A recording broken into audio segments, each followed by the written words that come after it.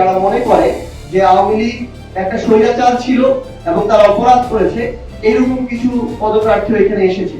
আচ্ছা, আমাদের হচ্ছে অন্য রাজনৈতিক দল থেকে আসা, যেমন পূর্বে বিএনপির সাথে রাজনীতি করেছে এরকম আছে, পূর্বে জামায়াত ইসলামের সাথে রাজনীতি করেছে এরকম আছে, পূর্বে কোনো দলের সাথেই রাজনীতি করেনি এরকম আছে, কিংবা ধরেন আজকে থেকে 5 বছর 7 বছর 10 বছর আগে এক সময় আওয়ামী লীগের রাজনীতি করেছিল, পরবর্তীতে আওয়ামী লীগের রাজনীতিতে তারা অতিষ্ঠ হয়ে মুখ ফিরিয়ে নিয়েছিল এবং রাজনৈতিকভাবে নিষ্ক্রিয় হয়ে গিয়েছিল।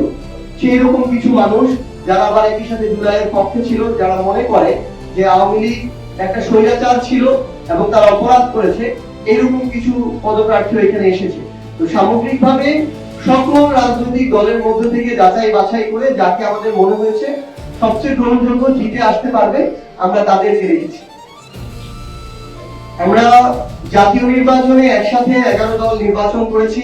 সেই নির্বাচনী জোট এখন জাতীয় সংসদের বিরোধী দলীয় জোট হিসেবে কাজ করছে, কিন্তু স্থানীয় নির্বাচনে আমরা এককভাবে প্রস্তুতি নিচ্ছি।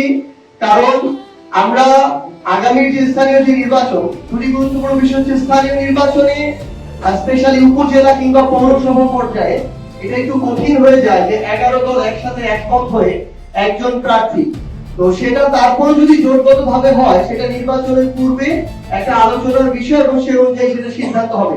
কিন্তু এখন পর্যন্ত আমরা এককভাবে প্রস্তুতি নিচ্ছি এবং বাংলাদেশের প্রত্যেকটা সিটি কর্পোরেশন, উপজেলা, পৌরসভা, ইউনিয়নে আমরা এককভাবে প্রস্তুতি নিয়ে আমাদের প্রার্থী ঘোষণা করব।